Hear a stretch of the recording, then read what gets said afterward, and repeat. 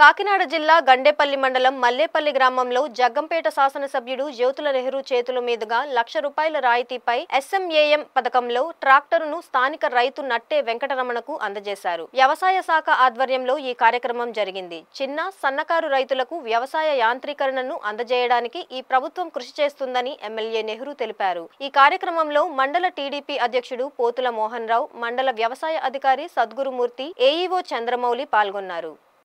కూటమి ప్రభుత్వం ఆధ్వర్యంలో 5 ఎకరాల్లోపు ఉన్న రైతులందరికీ కూడా వ్యవసాయ యాంత్రీకరణ దగ్గర చేయాలనే ఉద్దేశంతో సబ్సిడీపై ఎస్ఎంఏఎం అనే పథకం సబ్మిషన్ ఆన్ అగ్రికల్చర్ మిషన్లో భాగంగా ఈరోజు పరికరాల పంపిణీ కార్యక్రమం గౌరవ జగ్గంపేట శాసనసభ్యులు శ్రీ జ్యోతుల నెహ్రూ గారి ఆధ్వర్యంలో మల్లేపల్లి గ్రామంలో నట్టే వెంకటరమణ అనే రైతుకి అందించడం జరిగింది.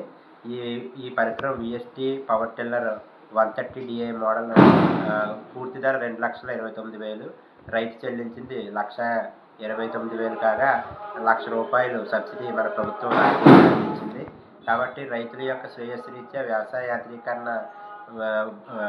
చేపట్టి రైతులకు మేలు చేసే విధంగా ఈ ప్రభుత్వం చర్యలు తీసుకోవడానికి ముందడుగు వేసింది. అలాగే రాబోయే సంవత్సరాల్లో కూడా మరిన్ని పరికరాలు అందజేయడానికి కూడా చర్యలు తీసుకుంది. ప్రస్తుతం ఈ 24-25 ఆర్థిక సంవత్సరానికి గండేపల్లి మండలానికి 21